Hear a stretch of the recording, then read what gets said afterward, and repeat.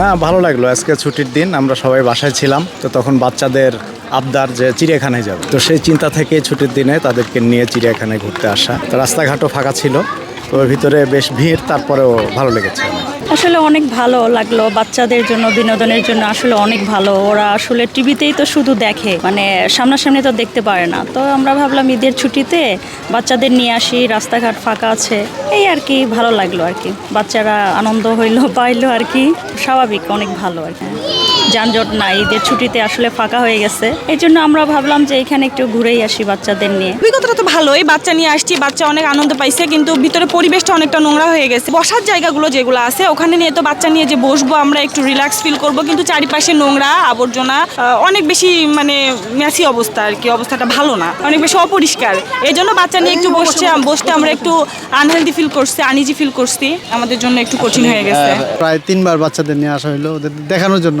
মানুষ কোলাহল না থাকলেও আবার ভালো লাগে না একা একা। তোমার নাম কি? বড়া কেমন লাগছে তোমার? ভালো লাগছে। এখানে কি কি দেখলে? বাঘ, সিংহ, ঘোড়া সব কিছু। কি কার কার সাথে এসেছো তোমরা? ফুপার সাথে আর ফুপার সাথে আর পিপির সাথে।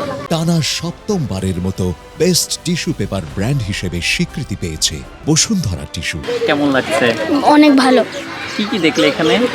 সিংহ, বানর, সাপ, হাতি, জলহস্তী, উট, হায়না। এটি কি প্রথম এসেছো? এটি নিয়ে 3বার আসা। আবার আসবে? জি। ঈদের পর একটু ছুটি পাইছে সবাই, তার জন্য আসছে। সার্বিক পরিবেশ কেমন দেখলেন? ভালো, খুব ভালো। ভালো লাগছে পরিবারের সাথে এসে।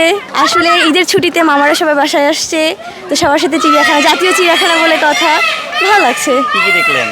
মোটামুটি সবই ঘোরা হয়ে গেছে, সাপ, বানর, বাঘ, মোটামুটি সবই দেখা হয়ে গেছে। এখানকার সার্বিক পরিবেশ কেমন?